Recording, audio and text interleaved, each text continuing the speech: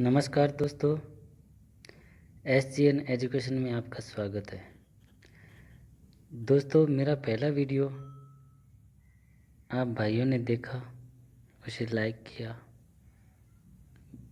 बहुत अच्छा लगा और आपका प्यार देखते हुए मैंने सोचा अब मुझे अगला वीडियो भी डालना चाहिए।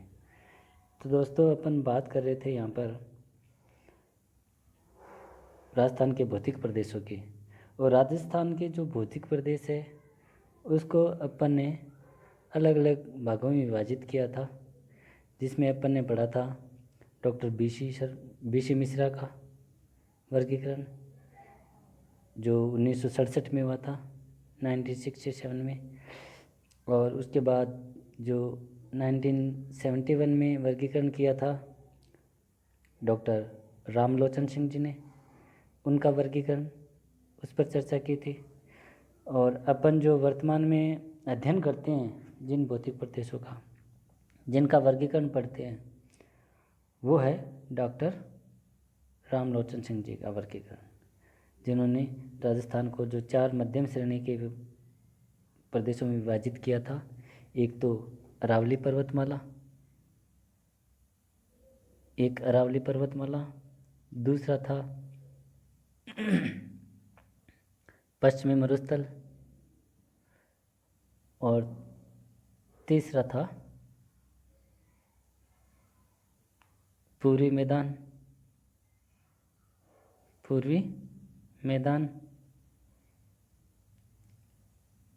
और चौथा था दोस्तों दक्षिणी पूर्वी पठारी प्रदेश।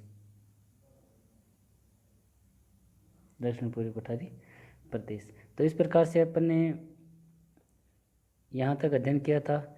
अपन ने कुछ और भी जानकारियाँ ली थी दोस्तों, जैसे कि शुरुआत की बात करें तो ऊंचाई के आधार पर जो पर्वत पठार मैदान, उनका अध्ययन किया था कि भाई इस प्रकार से इतनी ऊंचाई के आधार पर इसे पर्वत या मैदान या पठार या पहाड़ी कुछ कहते हैं। आगे चलते हैं अपन, आगे बढ़ते हैं अपन दोस्तों। तो अपन ने अरावली पर्वतमाला के बारे में पढ़ा था, और अरावली पर्वतमाला जिसका निर्माण प्री कैम्ब्रियन काल में हुआ था, ये भी अध्ययन किया था। और प्लेटो की अभिसारी गति के कारण हुआ था। कौन सी गति? अभिसारी गति। प्लेटो की अभिसारी गति, प्लेटो की अभिसारी गति के कारण इसका निर्माण हुआ था। और उसके बाद में अपन ने पढ़ा था कि भाई अरावली पर्वतमाला भाग किसका है, तो अरावली पर्वतमाला गोंडवाना लेन का भाग है, ये भी पढ़ा था। कुछ मोस्ट चीज़ें हैं जिसका रिवाइज कर रहा हूँ दोस्तों, जो अक्सर एग्जाम के अंदर पूछी जाती है। अपन ने ये भी पढ़ा था कि अरावली के गर्भ में जो चट्टान है, अरावली के गर्भ में चट्टान कौन सी है, तो अरावली के गर्भ में चट्टान है क्वार्टजाइट। क्वार्टजाइट चट्टान अरावली के गर्भ में है। और ये भी पढ़ा था अपने कि क्वार्टजाइट चट्टान जो है वो किन किन से मिलकर बनी हुई है, तो ग्रेनाइट, नीस और शिस्ट यानी कि चूना पत्थर, इनसे ये मिलकर बनी होती है। आगे बढ़ते हैं दोस्तों अपन, और अपन बात करते हैं अब अरावली से निकलने वाली नदियों की। यहाँ तक अध्ययन हो गया था, और अरावली से निकलने वाली नदियों की चर्चा करेंगे। तो दोस्तों अपन बात करते हैं, एक मैं छोटा सा आपको एक ट्रिक देता हूँ कि बे बना सासू को खा लूँ, ये एक ट्रिक है, बे बना सासू को खा लूँ। इस ट्रिक से अपन याद करेंगे कि अरावली से कौन कौन सी नदियाँ निकलती है। जैसे बे से बेड़च या आइडोबी, बना से बनास, साबरमती, शुकड़ी, ठीक है, खारी और लूनी। ये जो मोस्ट नदियाँ हैं जिसका अपन अध्ययन करेंगे आगे। तो बे बना सासू को खा लूँ, ये ट्रिक याद रखना। अब मैं आपको ये बता दूंगा कि कहाँ कहाँ से ये नदियाँ निकलती है और कहाँ कहाँ जाती है। देखिए दोस्तों, अपन स्टार्ट करते हैं आज की क्लास। और आज की क्लास में अपन देखते हैं कि अरावली से निकलने वाली नदियाँ। इधर कोड दिया हुआ है, इधर ये कोड है, इधर नाम है नदी का कि कौन सी नदी है, उद्गम स्थान। यहाँ से अक्सर क्वेश्चन पूछते हैं। आपको फोकस करना है इस चीज़ का कि भी कौन कौन सी नदियाँ कहाँ कहाँ से निकलती है। अक्सर ऐसे क्वेश्चन पूछ लेते हैं, मिलान वाले जो क्वेश्चन आते हैं। अपन यहाँ पर बात करेंगे कि बे से हो गया बेड़च या आइट। ये नदी कहाँ से निकलती है? गोगुंदा की पहाड़ी उदयपुर से निकलती है दोस्तों। बना से बनास, और ये खमनोर की पहाड़ी राजसमंद से निकलती है। साबरमती, सा से साबरमती निकलती है कोरड़ा पहाड़ी उदयपुर से। सुकड़ी, सू से हो गया सुकड़ी, और सुकड़ी निकलती है सोजत पहाड़ी पाली से, सोजत पाली से। उसके बाद में अपन आगे बढ़ते हैं। को से कोठारी हो गया, को से कोठारी, और कोठारी नदी जो है वो निकलती है दिवेर पहाड़ी राजसमंद से। खा से खारी, खारी नदी निकलती है बिजराल पहाड़ी राजसमंद से। लूनी नदी नागपहाड़ अजमेर से। अक्सर इन्हीं से क्वेश्चन पूछते हैं दोस्तों। और ये आपको मिलान वाले जो क्वेश्चन आते हैं इसमें ज़रूर पूछा जाता है। इस प्रकार के क्वेश्चन है ना, मिलान वाले जो आते हैं ना, इस प्रकार से मिलाना कि भी कौन सी नदी कहाँ से निकल रही है, या कौन सी नदी जो जिला है संबंधित जिला, इस प्रकार से पूछ लेते हैं। तो ध्यान रखना दोस्तों, यहाँ से आपका समझ लो कि एक क्वेश्चन मिल ही जाएगा आपको देखने में। अब अपन बात करते हैं कि अरावली पर्वतमाला की जो चोटियाँ हैं वो कौन कौन सी चोटियाँ हैं मुख्यतः। तो अपन कोड, चोटी और जिला। तो कोड को अपन याद करते हैं सबसे पहले कि गुरु से दिल लगाकर जरा आशा को बनाए रखो तारा। तारा बोलती है यस भैरू बाबा। बस आपको यही ट्रिक याद रखनी है आपको कि गुरु से दिल लगाकर, गुरु से दिल लगाकर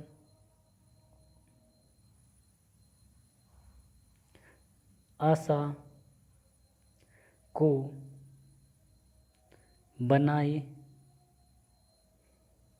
रखो तारा। आशा को बनाए रखो, आशा को बनाए रखो तारा।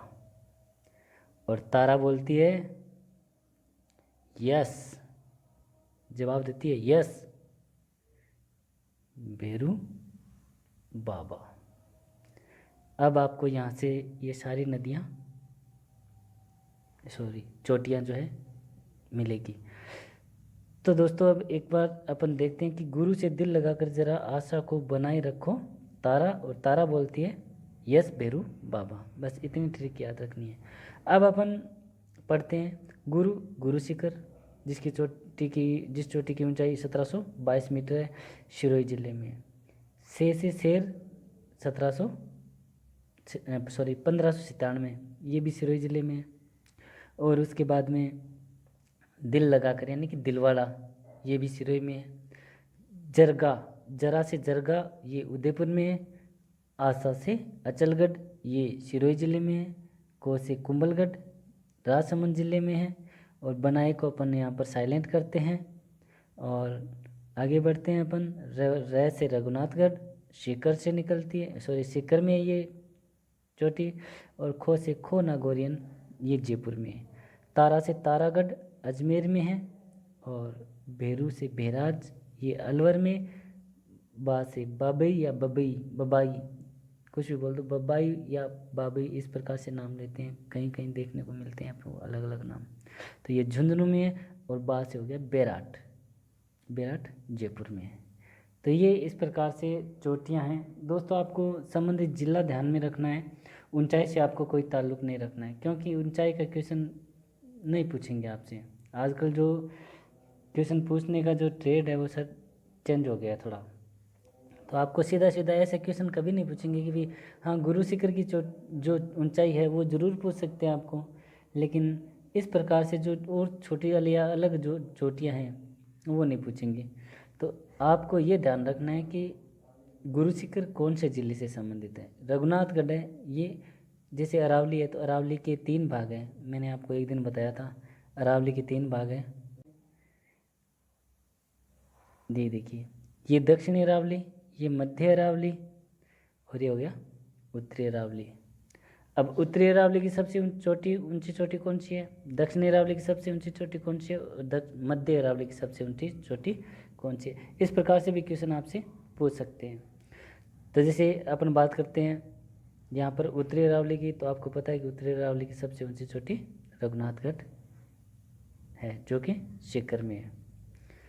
तो दोस्तों इसी प्रकार से अपन आगे बढ़ते हैं और यहाँ पर देखते हैं कि अरावली का विस्तार, अरावली पर्वतमाला है इसका विस्तार कहाँ से कहाँ तक है। बहुत ही अच्छे अच्छे क्वेश्चन यहाँ से देखने को मिलते हैं दोस्तों, घबराना नहीं है आपको। अच्छी तरह से विद डायग्राम आप पढ़ोगे, हर एक क्वेश्चन आपको यहाँ से देखने को मिलेगा दोस्तों। जो भी आपका जो ये भौतिक विभाग पढ़ रहे हो, भौतिक विभाग में से कोई भी क्वेश्चन है आता है तो आपको यहाँ से ही देखने को मिलेगा। विश्वास के साथ आप अध्ययन करते रहिए। तो देखिए दोस्तों, अपन यहाँ पर चर्चा कर लेते हैं थोड़ी सी कि ये भारत है,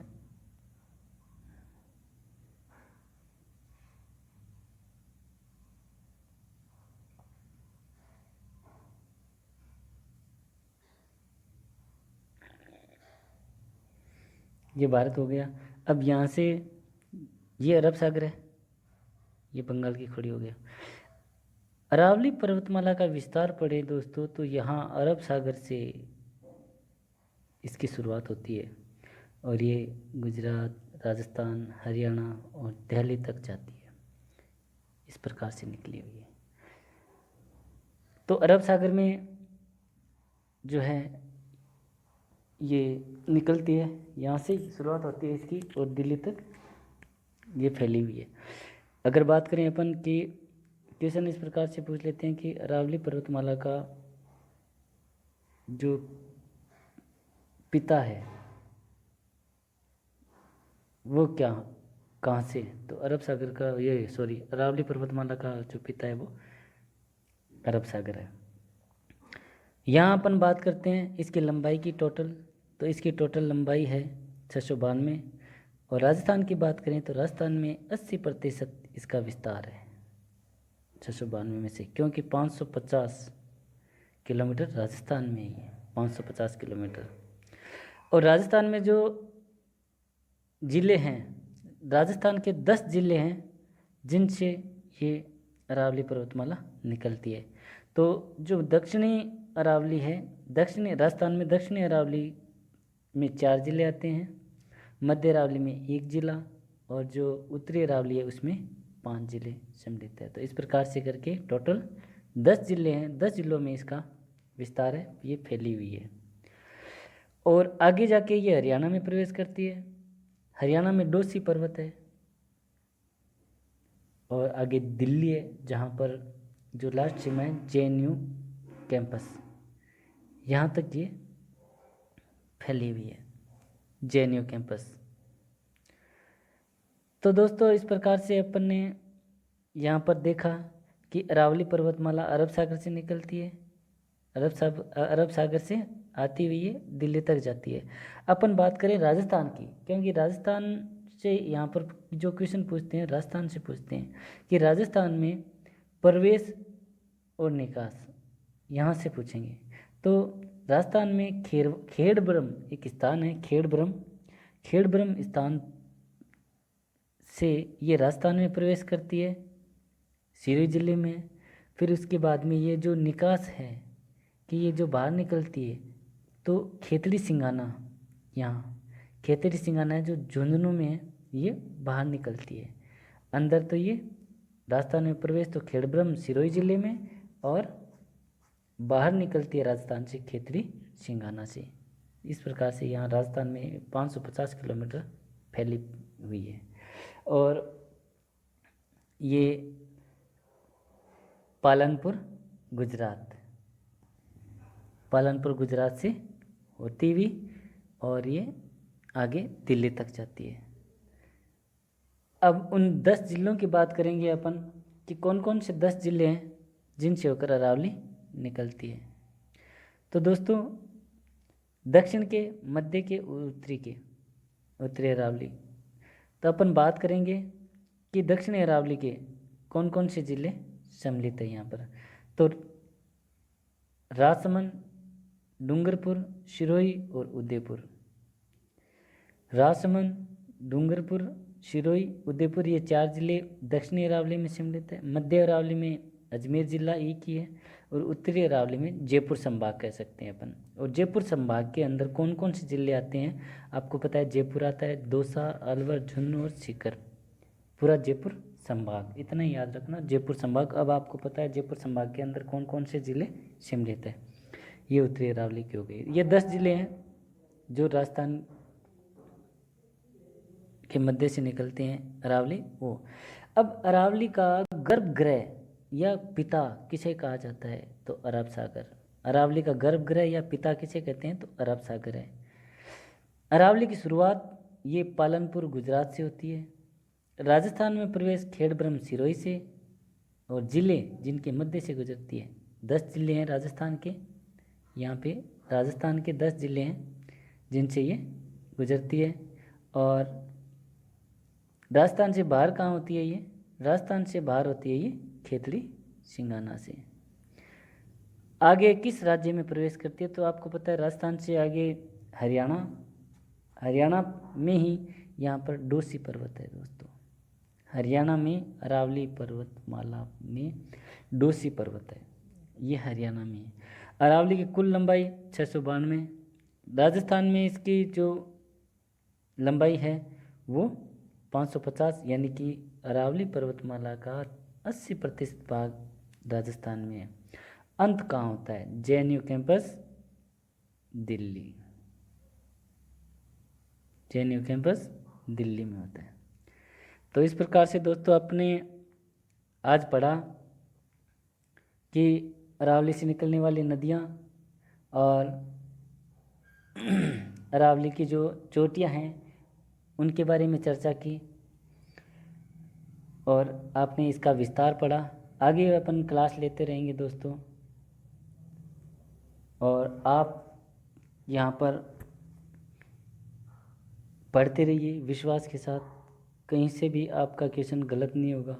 आप अध्ययन करते रहिए, जुड़े रहिए आपके अपने channel SGN education with LK sir के लिए। थैंक यू दोस्तों। आपका अपना channel SGN education with LK sir. Thank you so much.